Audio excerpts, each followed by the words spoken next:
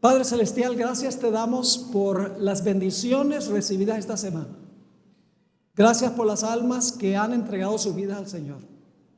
Gracias por aquellos que han renovado sus votos con Jesús. Gracias por todos aquellos que han escuchado y visto estas presentaciones a través del internet. Sabemos que los bautismos son solamente el comienzo. Muchas personas más que en los próximos días, meses y años van a hacer una entrega al Señor. Pedimos que tú continúes trabajando con los corazones para que esto sea una realidad. Bendícenos al estudiar este nuestro último tema. Te lo imploramos en el nombre de Jesús. Amén. Les invito a buscar en sus Biblias el Evangelio según San Mateo, el capítulo 16. Y vamos a comenzar nuestro estudio en el versículo 13. Mateo 16 y el versículo 13. Ahora, antes de comenzar leyendo algunos versículos, necesito hablarles sobre la ocasión en que está ocurriendo lo que se encuentra registrado en Mateo 16. Jesús se había movido al norte de Israel y había inclusive salido de las fronteras de Israel al área de Tiro y Sidón. En su retorno a la tierra prometida, el Señor Jesucristo paró en una ciudad que se llama Cesarea de Filipos. Es una ciudad que quedaba en la frontera entre Israel y lo que hoy es el Líbano. El Señor Jesucristo estaba a punto de emprender su último viaje a Jerusalén para sufrir y para morir. Rodeado de la vegetación lujuriosa y bella, con el majestuoso monte Hermón en el trasfondo donde se origina el río Jordán, el Señor Jesucristo reunió a sus discípulos alrededor suyo para compartirles una verdad que los iba a sacudir hasta los mismos fundamentos de sus vidas. Sin embargo, antes de compartir esa verdad con sus discípulos que los iba a sacudir, le oró a su Padre para que lo fortaleciera en su hora de prueba y para que acompañara a los discípulos para que ellos no perdieran su fe. Después de orar, el Señor Jesucristo reunió a sus discípulos y les hizo una pregunta preliminar como para romper el hielo. Esa pregunta se encuentra en el versículo 13 del capítulo 16. ¿Quién dicen los hombres que es el Hijo del Hombre? Es decir, hay rumores por ahí en cuanto a quién soy yo, dice Jesús. ¿Qué están diciendo por ahí en cuanto a mi identidad? Bueno, enseguida los discípulos tenían la respuesta. Probablemente fue el apóstol Pedro el que tuvo la respuesta. En el versículo 14, ellos dijeron, unos Juan el Bautista, otros Elías y otros Jeremías o alguno de los profetas. Todos meramente seres humanos. Pero ahora Jesús les hizo la pregunta que en realidad quería que contestaran. La pregunta más importante se encuentra en el versículo 15. Y Él les dijo, ¿y vosotros quién decís que soy yo? No me interesa tanto lo que están diciendo de mí por allí, porque uno no puede confiar mucho en los rumores. Me interesa saber qué piensan ustedes de mí. ¿Quién soy yo, según ustedes, los discípulos? Pedro, quien parecía ser el portavoz de los discípulos, tenía una inmediata respuesta que se encuentra en el versículo 16. Respondiendo Simón Pedro dijo, tú eres el Cristo, el Hijo del Dios viviente. La palabra Cristo significa ungido, y el ungido era el Mesías. La palabra Christos es el equivalente al hebreo Mesías. Es decir, Pedro estaba diciéndole a Jesús, tú eres el Mesías, el Hijo de Dios. Tú no eres solamente el Hijo del hombre. tú eres el Hijo de Dios. Tú eres el Mesías que hemos estado esperando. Pedro no entendió lo que estaba diciendo. Le fue revelada esta información directamente por Dios. Noten lo que sigue diciendo en el versículo 17 de Mateo 16. Entonces le respondió Jesús: bienaventurado eres Simón, hijo de Jonás, porque no te lo reveló carne ni sangre. ¿Qué significa eso, carne ni sangre? No te lo reveló ningún ser humano, sino mi Padre que está en los cielos. Pedro estaba esperando un Mesías político, un Mesías que destruyera a los odiados romanos y pusiera su trono en Jerusalén y gobernara el mundo con mano de hierro. Esa es la clase de Mesías que estaba esperando Pedro. Él no entendía su propia confesión. Lo que él dijo no fue una intuición personal momentánea. Lo que él dijo fue una iluminación directa de Dios a su conciencia. Ahora vamos a sobreponernos, es decir, vamos a saltar por encima de los versículos 18 al 20 y vamos a volver a esos versículos un poco más adelante en nuestro estudio. Vamos al versículo 21. Esta es la gran verdad que Jesús le iba a revelar a los discípulos, que iba casi a sacudir su fe. En el versículo 21, Jesús dijo, la Biblia dice en cuanto a Jesús, desde entonces comenzó Jesús a declarar a sus discípulos que era necesario para ir a Jerusalén y padecer mucho de los ancianos, de los principales sacerdotes y de los escribas, y ser muerto y resucitar al tercer día. Cuando Jesús pronunció la palabra muerto, se apagaron los cerebros de los discípulos. Como que no escucharon que Jesús dijo y resucitar al tercer día. Cuando oyeron que Jesús iba a morir, se apagó su pensar. Dijeron, no es posible. Pedro acaba de decir que Él es el Mesías, el Hijo de Dios viviente, y ahora Jesús está diciendo que Él va a sufrir y que va a morir. ¿Cómo es posible eso? En el versículo 22 nos dice que el apóstol Pedro, el discípulo, regañó al maestro. Dice allí, entonces Pedro, tomándolo aparte, comenzó a reconvenirle, es decir, comenzó a regañarlo, diciendo, Señor, ten misericordia de ti, en ninguna manera esto acontezca. ¿Entendía Pedro su propia confesión?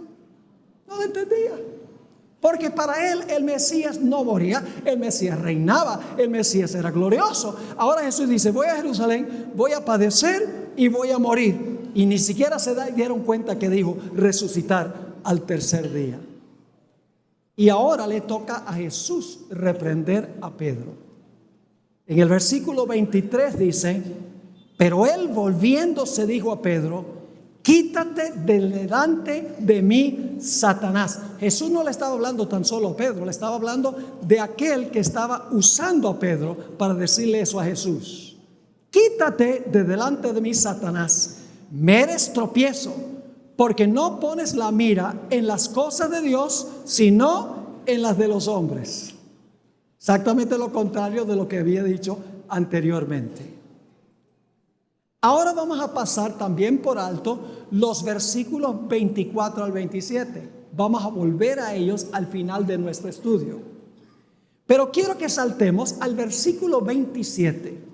Jesús sabía que sus discípulos estaban sacudidos, que estaban preocupados, angustiados, porque habían oído a Jesús decir que iba a sufrir e iba a morir. Y Jesús sabía que necesitaban una palabra de ánimo, que había algo más allá de la cruz. Y por lo tanto Jesús en el versículo 27 dijo lo siguiente: porque el Hijo del Hombre vendrá en la gloria de su Padre con sus ángeles, y entonces pagará a cada uno conforme a sus obras. Y ahora los discípulos están pensando, Él dijo que iba a ir a Jerusalén, iba a morir, y ahora está diciendo que va a venir en la gloria de su Padre con todos sus santos ángeles. Debe haber algo después de su muerte. Estaban confundidos, no entendían plenamente cómo se podía reconciliar el sufrimiento y la muerte de Cristo con la idea de que iba a venir en gloria con sus santos ángeles. Y luego en el versículo 28, el Señor Jesucristo dijo algo muy enigmático y sorpresivo. Dice en el versículo 28, de cierto os digo que hay algunos de los que están aquí. ¿Quiénes eran los que estaban allí? Los 12 discípulos estaban allí. Hay algunos de los que están aquí que no gustarán la muerte hasta que hayan visto al Hijo del Hombre viniendo en su reino. ¿Cuántos de los 12 apóstoles están muertos hoy? ¿Cristo ha venido? No. Entonces Jesús mintió. No. Tiene que haber una explicación de cómo es que Jesús dice que Él va a venir en gloria con todos sus santos ángeles. Y dice que hay algunos de los que están allí, algunos de los 12, que no van a morir sino hasta que hayan visto a Jesús venir en gloria. ¿Cómo explicamos esto? Tenemos que ir al siguiente capítulo, el capítulo 17 y el versículo 1. Después que Jesús dijo que había algunos que iban a ver su venida en gloria con los santos ángeles, el Señor Jesucristo emprendió el viaje hacia el sur, hacia Jerusalén. Con sus discípulos Jesús viajó 6 días. Como era costumbre, el rabino caminaba adelante y los discípulos caminaban unos pasos atrás. Los discípulos estaban con la cabeza abajo, deprimidos, confundidos. Se daban cuenta que iban rumbo a Jerusalén y Jesús había dicho que iba a sufrir e iba a morir en Jerusalén. Tenían oscuros presentimientos de una catástrofe que iba a ocurrir. Jesús condujo a sus discípulos durante esos 6 días a lo largo de la ribera occidental del mar de Galilea.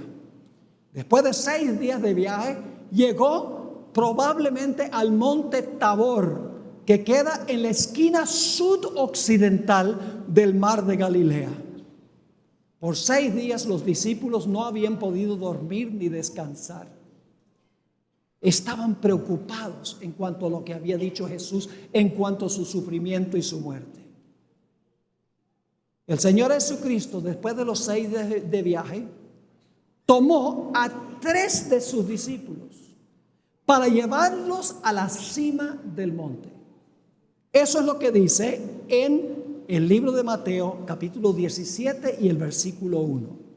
Dice: 6 días después, Jesús tomó a Pedro, a Jacobo y a Juan su hermano y los llevó aparte a un monte alto. ¿A cuántos discípulos llevó Jesús? Algunos, 3 de los 12. Es decir, los que van a presenciar a Jesús como vendrá en gloria eran 3, no todos los 12. Esta es la única vez en los evangelios sinópticos, que son Mateo, Marcos y Lucas, a donde se menciona un intervalo de tiempo entre un evento y otro. 6 días. Quiere decir que hay una conexión entre lo que dijo el Señor Jesucristo 6 días antes de que lo iban a ver venir en gloria con los santos ángeles y el evento que ocurrió en este monte que se conoce como el monte de la transfiguración. Ahora nos preguntamos, ¿por qué es que Jesús llevó a estos 3? ¿Por qué escogió a Pedro, a Santiago y a Juan? Hay una razón. Y es que cuando Jesús pasó por sus peores sufrimientos en el huerto del Getsemaní y sudó grandes gotas de sangre, los únicos discípulos que escucharon su agonía fueron estos tres. Ellos necesitaban una palabra de ánimo especial, porque iban a presenciar ocularmente y con sus oídos el terrible sufrimiento, y necesitaban recordar que después del sufrimiento vendría la gloria. Nos dice Mateo 26, 37 y 38, cuando 6 meses más tarde estaban en el huerto de Getsemaní, y tomando a Pedro y a los 2 hijos de Zebedeo, comenzó a entristecerse y a angustiarse en gran manera. Entonces Jesús les dijo: mi alma está muy triste hasta la muerte, quedaos aquí y velad conmigo. Y ahora Jesús va a agonizar, rogarle a su Padre 3 veces que, si es posible, le quite la copa de su ira que tiene que beber, sudando grandes gotas de sangre, con el rostro hasta el suelo. Y estos 3 discípulos están presenciando la pasión terrible de Jesús. Pero en el rincón de su mente están pensando: sí está clamando, sí está pidiendo que la copa pase de su mano, si es posible, está sudando grandes gotas de sangre. Pero recordamos que Él dijo que lo íbamos a ver viniendo en la gloria de su reino. Tiene que haber algo más que esto que está ocurriendo ahora. Ahí en el monte sucedió algo espectacular. Voy a leer el relato como aparece en los 3 evangelios, porque cada evangelista tiene una forma distinta de describir lo que pasó allá en la cumbre del monte. Empecemos con Lucas 9 y el versículo 29. Lucas 9, 29, para que vean lo que ocurrió con Jesús en el monte de la transfiguración. El Señor Jesucristo había dicho a sus discípulos que lo iban a ver como Él se vería cuando venga en gloria. Dice ahí en Lucas 9, 29, y entre tanto que oraba, la apariencia de su rostro se hizo otra, y su vestido, ¿qué cosa? Blanco y resplandeciente, como se verá cuando venga en poder y gloria. El Evangelio de Marcos, capítulo 9, versículos 2 y 3, lo describe de una forma más vívida. Dice ahí en Marcos 9, 2 y 3: 6 días después, Jesús tomó a Pedro, a Jacobo y a Juan, y los llevó aparte solos a un monte alto. Y luego dice: y se transfiguró. No es una buena traducción. El verbo está en voz pasiva. Cristo no se está transfigurando, otro lo está transfigurando. La traducción correcta sería: fue transfigurado. ¿Quién lo transfiguró? Su Padre. Lo vamos a ver en unos momentos. Dice: fue transfigurado delante de ellos, y sus vestidos se volvieron resplandecientes, muy blancos como la nieve, tanto que ningún lavador en la tierra los puede hacer. El Evangelio según San Mateo lo relata de una forma distinta. Cada uno está relatando de acuerdo a su propio marco de referencia. Se complementan uno al otro. Mateo 17, 2. Y se transfiguró. Nuevamente una mala traducción, porque el verbo está en voz pasiva. Debe decir: y fue transfigurado delante de ellos. Y dice: resplandeció su rostro como ¿qué? Resplandeció su rostro como el sol. ¿Pueden ustedes pensar de otro texto de la Biblia a donde se describe a Jesús con su rostro resplandeciente como el sol? Apocalipsis 1:16. El Cristo glorificado en el cielo después de su ascensión. Es decir, Jesús se vio como se verá cuando sea glorificado en su segunda venida. Así que dice: su rostro resplandeció como el sol, y sus vestidos se hicieron blancos como la luz. Ahora, hay una palabra muy interesante que se usa aquí. La palabra transfiguró o fue transfigurado. Es la palabra griega metamorfoo, de donde adquirimos nuestra palabra en español, metamorfosis. ¿Qué es una metamorfosis? Es una transformación radical. ¿En qué se parece un renacuajo a un sapo? En nada. Sin embargo, el sapo viene del renacuajo. Yo no sé si usa esa palabra, renacuajo. ¿La conocen? ¿En qué se parece un gusano a una mariposa? En nada.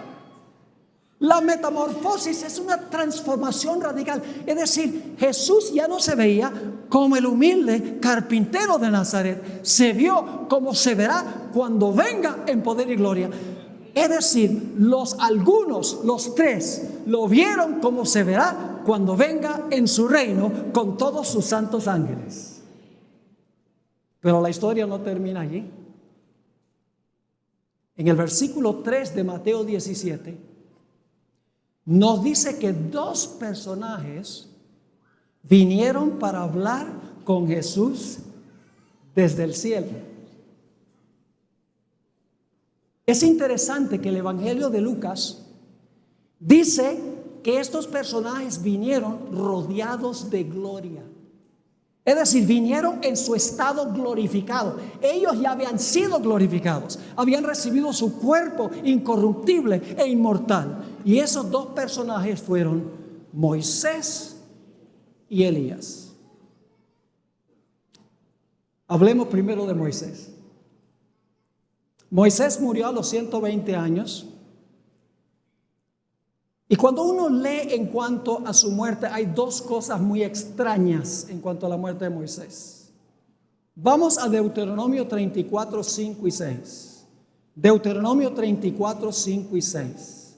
Dos datos extraños en cuanto a la muerte de Moisés. Dice, y murió allí Moisés, siervo de Jehová, en la tierra de Moab, conforme al dicho de Jehová. Y luego note lo que dice el versículo 6. Y lo enterró en el valle. ¿Quién? El antecedente es Jehová. No hay otro antecedente. Dice, lo enterró en el valle, en la tierra de Moab, enfrente de Bet-peor. Es el único personaje en la Biblia que Dios haya enterrado. Eso es un aspecto extraño. El segundo aspecto dice, ninguno conoce el lugar de su sepultura hasta hoy. Muy raro, porque los judíos marcaban las tumbas de sus héroes. Abraham y su familia fueron enterrados en la cueva de Macpela. En Jerusalén todavía pueden visitar la tumba de David. Y en años recientes se consiguió una inscripción en una bóveda que decía, aquí yace Daniel el profeta. Aunque el cuerpo no estaba allí, era una inscripción de la época de Daniel.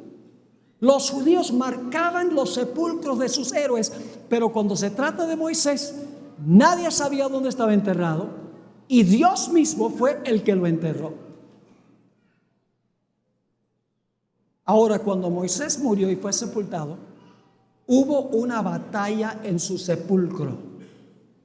Vamos al libro de Judas, el versículo 9, Judas 1:9. Cuando Moisés murió y fue sepultado, ahora se realiza un conflicto a donde fue enterrado. Dice allí en Judas 9, pero cuando el arcángel Miguel es otro nombre para Jesús. Al final les voy a comprobar bíblicamente eso. Pero cuando el arcángel Miguel contendía con el diablo, ¿sobre qué disputaba? Contendía con el diablo, disputando con él por el ¿qué? Por el cuerpo de Moisés. ¿Ustedes creen que Dios pelea por todos los cadáveres? ¿Dios pelea por un cadáver? No. ¿A qué había venido Miguel? Miguel había venido para resucitar a Moisés. Y ustedes dicen, ¿cómo sabemos eso? No necesitamos tener la sabiduría de Salomón para entenderlo. Porque si Moisés se aparece a Jesús en el monte de la transfiguración, tiene que haber resucitado. ¿De acuerdo? Vino a Jesús en el monte de la transfiguración. Si ese es el caso, tiene que haber resucitado. Miguel vino y lo llamó del sepulcro y se lo llevó ¿a dónde?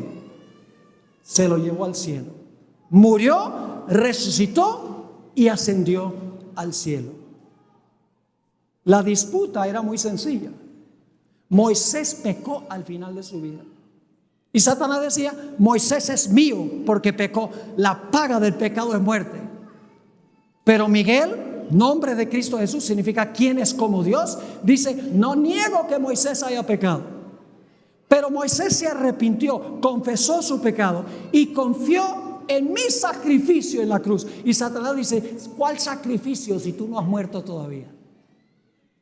Pero Miguel le dice: pero aceptó por fe el sacrificio que voy a ofrecer en el futuro. Me lo llevo. Ese fue el caso de Moisés. Vino otro personaje para hablar con Jesús: Elías. Segunda de Reyes 2, 11 y 12. Segunda de Reyes, el capítulo 2 y el versículo 11 y 12.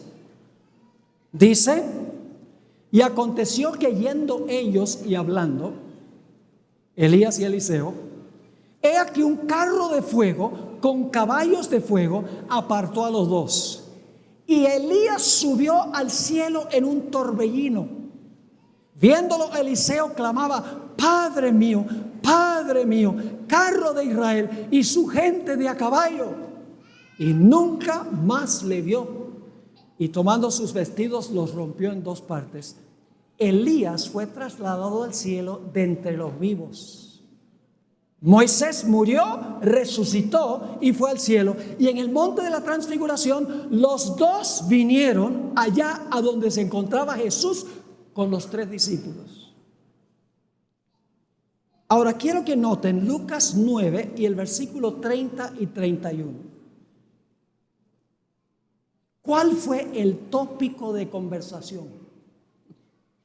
Dicho sea de paso, Moisés y Elías no hablaron con los discípulos. Los discípulos vieron y oyeron, pero esos dos personajes hablaron solo con Jesús. Ya lo van a ver. ¿Sobre qué hablaron Moisés y Elías y Jesús? Mateo y Marcos no lo dicen, pero Lucas sí. Lucas 9, 30 y 31. Dice: he aquí dos varones que hablaban ¿con quién? Con él, no con ellos, que hablaba con él. Los cuales eran Moisés y Elías, quienes aparecieron rodeados ¿de qué? De gloria, es decir, habían sido glorificados y hablaban de su partida que iba Jesús a cumplir en Jerusalén. La traducción partida que iba Jesús a desempeñar en Jerusalén no capta plenamente el significado de lo que quiso decir el texto. La palabra partida que se usa aquí es la palabra griega éxodos. ¿Qué palabra en español viene de éxodos? La palabra éxodo. Yo pregunto, en el éxodo, cuando Israel fue librado de servidumbre, ¿cuál fue la señal de su liberación? Sacrificaron ¿un qué? Un cordero y aplicaron la sangre en las puertas. Era la señal de que Dios los iba a librar de servidumbre. Jesús iba a morir ¿como qué? Como el cordero de Dios que quita el pecado del mundo en Jerusalén. Es decir, que la palabra éxodos explica que Jesús iba a morir e iba a librar a su pueblo de la servidumbre al pecado, como había librado a Israel de la servidumbre literal. La palabra cumplir también es muy interesante. Se traduce en el Nuevo Testamento terminar. Es decir, iba a Jerusalén para el éxodo, para terminar su obra. ¿Qué fue lo que dijo Cristo en la cruz del Calvario cuando estaba a punto de morir? Consumado es, se terminó. Cumplí la obra de redención. Es decir, Moisés y Elías hablaron con Jesús sobre su pasión y su muerte, animándolo que siguiera adelante. No sé, posiblemente le dijeron a Jesús: Señor Jesús, nosotros estamos en el cielo a base de la promesa de que tú mueras. Si tú no mueres, nos toca regresarnos. Pero piensa en todos los que se van a salvar si sigues adelante con el plan. Sigue adelante. Va a ser difícil. Vas a sudar gotas de sangre. Vas a tener que beber la copa de la ira que le corresponde al hombre. Pero no te desanimes, que vas a tener mucho fruto como resultado de lo que tú haces. El versículo 5. No solamente vinieron estos dos a animar a Jesús, sino ahora la voz del propio Padre va a animar a Jesús. Versículo 5 dice: mientras él aún hablaba, una nube de luz los cubrió. Y he aquí una voz desde la nube que decía: este es mi Hijo amado, en quien tengo complacencia. A él oír. Le está diciendo a los discípulos: ustedes no entienden todo ahora, pero háganle caso a Jesús, porque Él es mi Hijo. Pueden confiar en lo que Él va a hacer y en lo que Él dice. Entonces, ¿qué fue lo que hizo Dios para animar a Jesús? En primer lugar, Pedro confesó que Jesús era el Hijo de Dios. En segundo lugar, el Padre lo transfiguró. En tercer lugar, le mandó a Moisés y Elías para animarlo. Y en cuarto lugar, el Padre mismo le dijo: yo estoy contento contigo. Ahora quiero compartir con ustedes 4 lecciones que nos enseña este episodio en el Monte de la Transfiguración. La primera lección tiene que ver con uno de los versículos que pasé por alto. Mateo 16 y el versículo 18. Es un texto controversial y no debe serlo. Dice allí, en Mateo 16, 18, Jesús le está hablando a Pedro: yo también te digo que tú eres Pedro. La palabra griega Petros, piedrecita, movible, inestable. Tú eres Pedro. Y sobre esta roca, hablando Jesús de sí mismo, sobre esta roca edificaré mi iglesia, y las puertas del Hades no prevalecerán contra ella. ¿Qué significa la palabra Hades? La palabra Hades sencillamente significa el sepulcro. Así se traduce, por ejemplo, en 1 Corintios 15 y el versículo 55. Cuando resuciten los muertos al final de la historia, van a cantar: ¿dónde está, oh muerte, tu aguijón? ¿Dónde, oh sepulcro, tu victoria? Es la misma palabra, Hades. El Hades es el sepulcro. Así que Jesús está diciendo: sobre esta roca, sobre su persona, edificaré mi iglesia, y las puertas del sepulcro no prevalecerán contra ella. ¿Por qué es que las puertas del sepulcro no van a perseverar contra la iglesia? Porque Cristo murió y resucitó, según el contexto. No es porque la iglesia está construida sobre Pedro, como enseña la iglesia romana. Es porque la iglesia está fundada sobre Cristo. Y Cristo murió y resucitó. Jesús dijo: porque yo vivo, vosotros también viviréis. Porque Cristo murió y resucitó, su iglesia, aunque muriere, vivirá. En Apocalipsis 1, 17 y 18 se usa la palabra Hades de nuevo.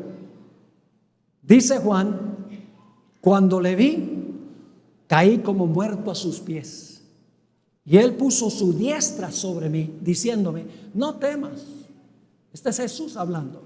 Yo soy el primero y el último, y el que vivo y estuve muerto. Mas he aquí que vivo por los siglos de los siglos. Amén. Jesús dice: yo estuve muerto y vivo. Y ahora fíjense lo que dice Jesús: y tengo las llaves de la muerte y del sepulcro. ¿Por qué es que la muerte y el sepulcro no van a prevalecer contra la iglesia? Porque está edificada sobre Cristo, quien murió y resucitó. Porque yo vivo, vosotros también viviréis. La segunda lección que quiero compartir con ustedes es que en el monte de la transfiguración tenemos un reino en miniatura. Jesús prometió regresar de nuevo. No ha ocurrido todavía.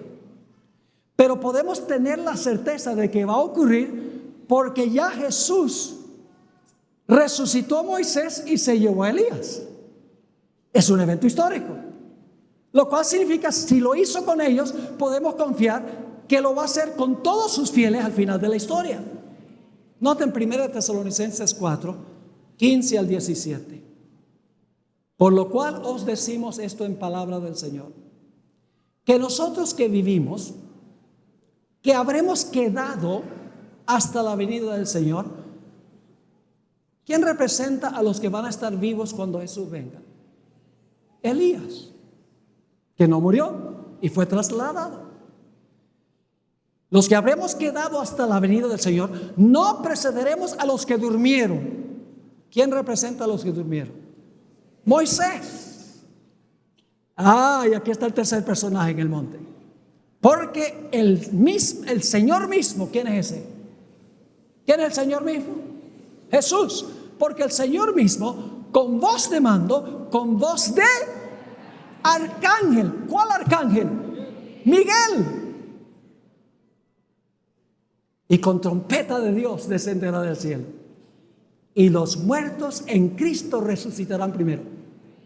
¿Por qué es que la muerte no prevalece contra la iglesia? Porque Cristo murió y resucitó. Los muertos en Cristo resucitarán primero. Luego nosotros, los que vivimos, los que hayamos quedado, seremos arrebatados juntamente con ellos en las nubes para recibir al Señor en el aire, y así estaremos siempre con el Señor. En ese clásico libro, El deseo de todas las gentes, la escritora lo expresó de esta forma: sobre el monte, el futuro reino de gloria fue representado en miniatura. Cristo el Rey, Moisés el representante de los santos resucitados, y Elías de los que serán trasladados. No tenemos nada más que confiar que ocurrirá, porque ya ocurrió.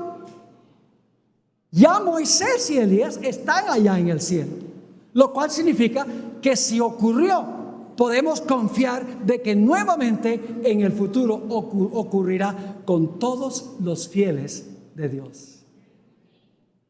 La tercera lección es muy importante. ¿Cuál es la tercera lección? La tercera lección, hermanos y hermanas, apreciadas visitas, es que la palabra profética de Dios es más confiable que nuestros ojos y oídos. Esto es más confiable que lo que oímos y vemos. ¿Y ustedes en dónde dice eso? El apóstol Pedro, muchos años después, escribió en cuanto a lo que pasó en el monte. El relato está en 2 de Pedro 1, 16 al 21. 2 de Pedro 1, 16 al 21. Aquí Pedro, el mismo Pedro que estuvo en el monte de la transfiguración, escribió lo siguiente: porque no os hemos dado a conocer el poder y la venida de nuestro Señor Jesucristo siguiendo fábulas artificiosas. Es decir, nosotros no estamos inventando esto, sino como habiendo ¿qué? Visto con nuestros propios ojos su majestad. Pues cuando él recibió de Dios Padre honra y gloria, le fue enviada desde la magnífica gloria una voz que decía: este es mi Hijo amado, en el cual tengo complacencia. Y nosotros oímos que esta voz enviada del cielo cuando estábamos en el Monte Santo. Es decir, vimos y oímos. No inventamos esto. Pero ahora quiero que noten lo que dice el versículo 19. Versículo 19. Tenemos también, ¿qué indica la palabra también? Además de los ojos y los oídos, tenemos también la palabra profética más segura. ¿Más segura que qué? ¿Más segura que qué? Más segura que lo que vemos y lo que oímos. Y ustedes dicen, ¿por qué es importante esto? Les explico. La Biblia nos dice en 2 de Tesalonicenses 2 y Mateo 24 que Satanás va a falsificar la segunda venida de Cristo. Va a aparecer en diferentes partes de este mundo como un personaje glorioso. Va a hacer milagros. Va a hablar muchas de las palabras bonitas que hablaba Jesús. Y la vasta mayoría del mundo cristiano va a decir, Cristo ha venido, el Mesías está aquí. Porque sus ojos y sus oídos dicen, se parece a Cristo, habla como Cristo, tiene que ser Cristo. Pero no es Cristo. ¿Cómo sabemos que no será Cristo? Porque va a estar caminando en la tierra. Y la Biblia dice que cuando Cristo venga, sus pies no tocarán la tierra. Quedará en el aire y los justos serán arrebatados en el aire para recibir al Señor. Así que por la Biblia se sabe que lo que dicen los ojos y los que dicen los oídos es falso. Nuestra única protección está en conocer este libro y vivir por este libro. No lo que dicen nuestros ojos, no lo que dicen los oídos, no lo que dicen los expertos, no lo que dice la mayoría, no lo que dice la iglesia, lo que dice la palabra de Dios, la palabra profética más segura. Jesús advirtió en Mateo 24, 25 al 27, porque se levantarán falsos cristos y falsos profetas, y harán grandes señales y prodigios, de tal manera que engañarán, si fuere posible, aún a los escogidos. Ya os lo he dicho antes. Así que si os dijeron, mirad, está en el desierto, ¿qué debemos hacer? No salgáis. Está en Caracol, no nos dice eso, pero tampoco debemos verlo. O mirad, está en los aposentos, ¿qué cosa? No lo creáis. Porque como el relámpago que sale del oriente y se muestra hasta el occidente, así será también la venida del Hijo del Hombre. Yo pregunto, ¿dónde se ve un relámpago? ¿En la tierra o en el cielo? En el cielo. La cuarta lección que quiero compartir con ustedes en cuanto al monte de la transfiguración es que no hay corona sin cruz. Esa idea, pare de sufrir, no es bíblico.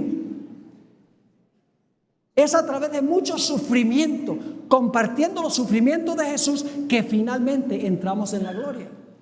Vamos a leer los versículos que pasamos por alto, los versículos 24 al 27 de Mateo 16. Mateo 16, versículo 24 al 27.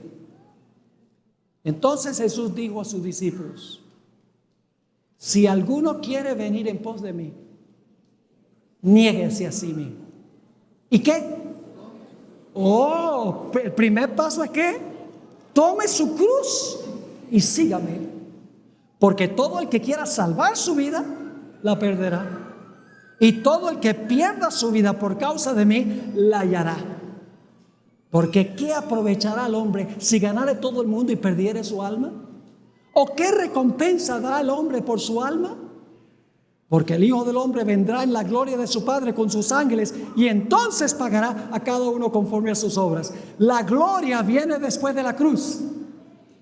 No hay corona sin sufrimiento.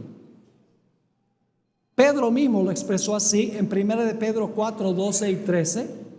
1 de Pedro 4 y el versículo 12 y 13. Escribió el apóstol Pedro: amados, no os sorprendáis del fuego de prueba que os ha sobrevenido, como si alguna cosa extraña os aconteciese. Es decir, no se sorprendan si viene el fuego de la prueba. Versículo 13, sino gozaos, por cuanto sois participantes de los ¿qué?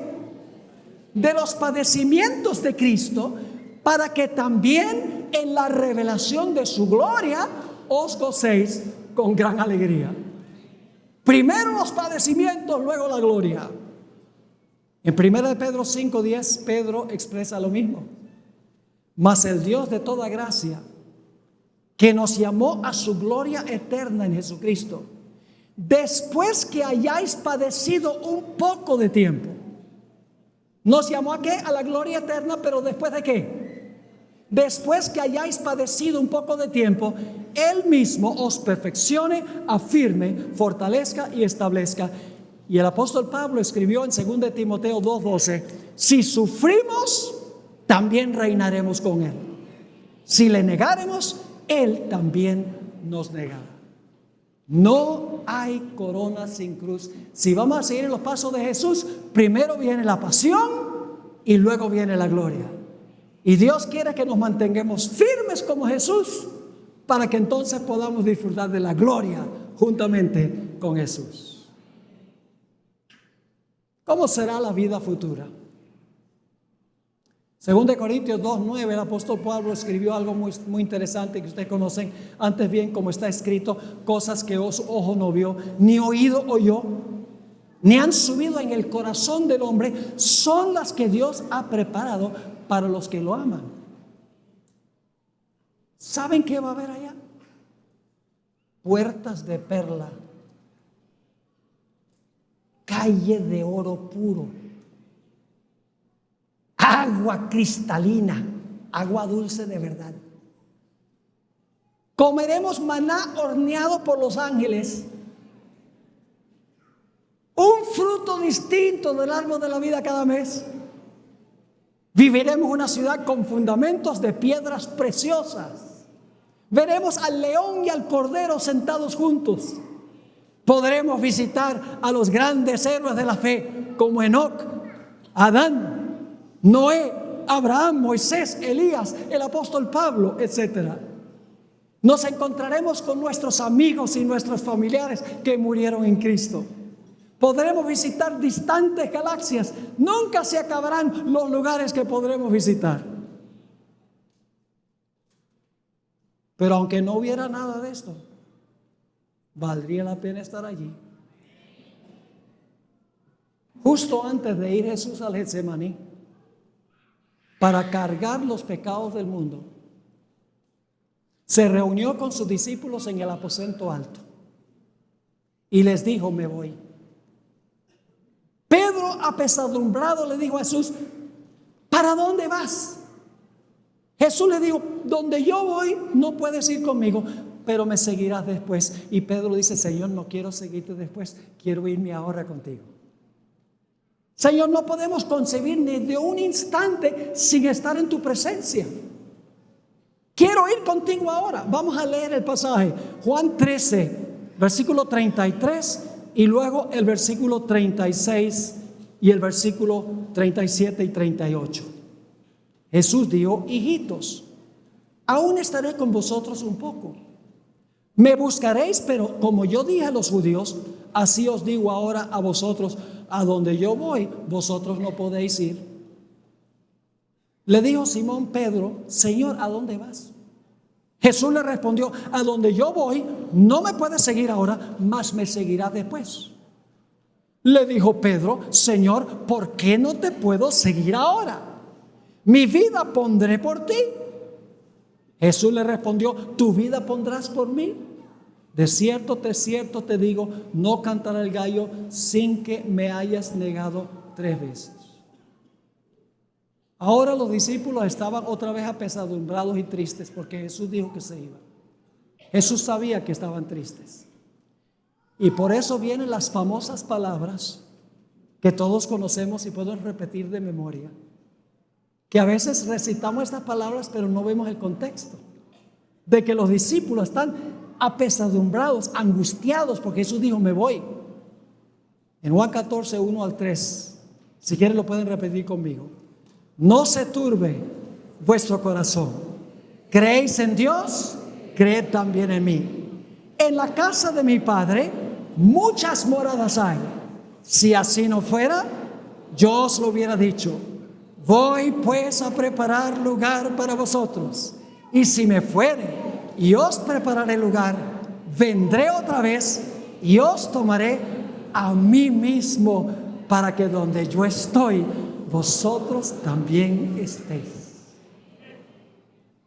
La parte clave aquí dice que Jesús fue a preparar lugar para nosotros. Y a veces pensamos que Jesús fue al cielo para construir casas y sembrar árboles, para preparar un lugar bien bonito para nosotros. Cristo no necesita 2000 años para hacer un mundo bien bonito, porque hizo este mundo bien bonito en 6 días. ¿Qué quiso decir Jesús cuando dijo, voy a preparar lugar para vosotros? Lo prepara por su obra que hace en el santuario. Jesús no dijo, en la casa de mi Padre muchas moradas habrá. Dijo, en la casa de mi Padre muchas moradas hay. Cuando lo dijo,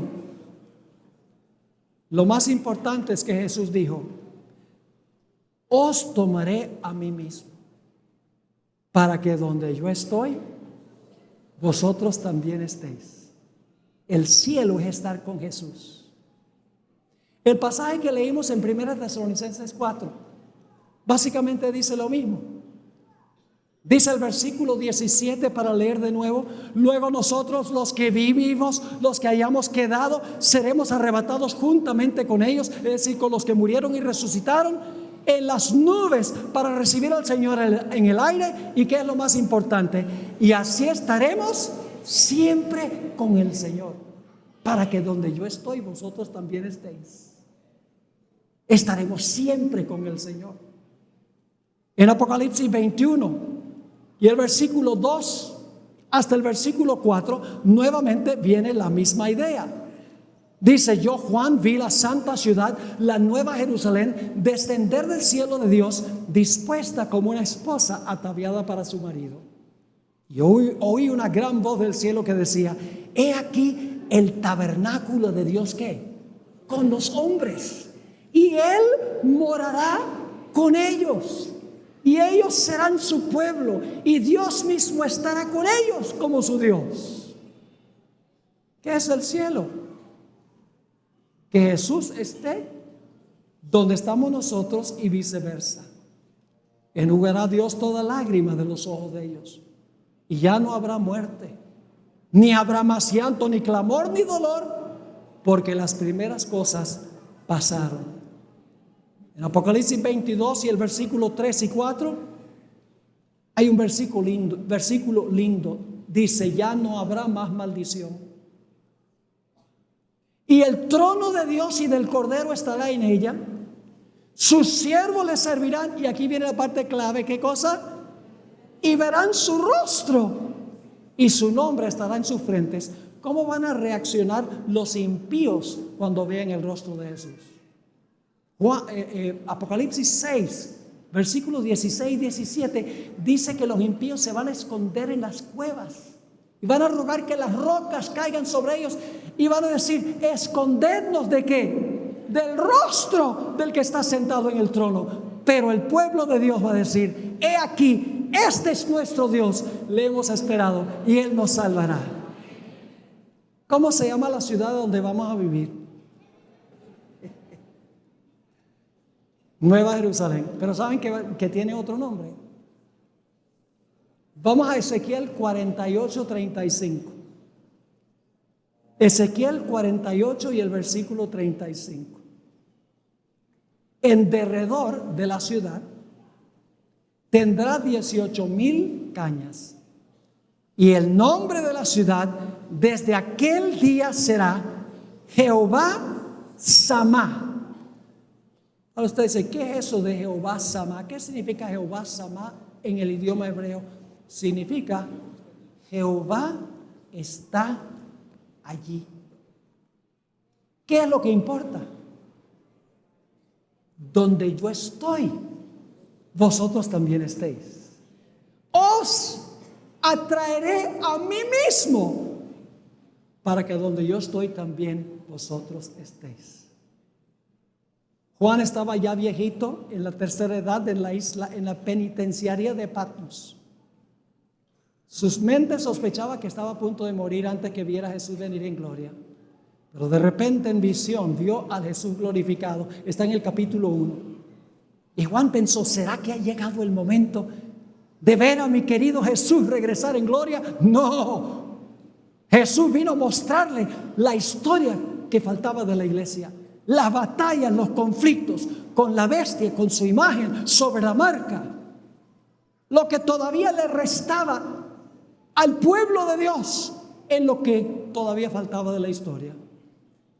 Y cuando el libro termina, Juan, tal vez agotado por todo lo que ha visto, en Apocalipsis 22:20 encontramos la respuesta de Juan. El que da testimonio de estas cosas dice: ciertamente vengo en breve. ¿Y cómo responde Juan? Amén. Sí, ven, Señor Jesús. ¿Cuál es nuestra urgente necesidad? Prepararnos para estar con Jesús. Esa es nuestra más urgente necesidad.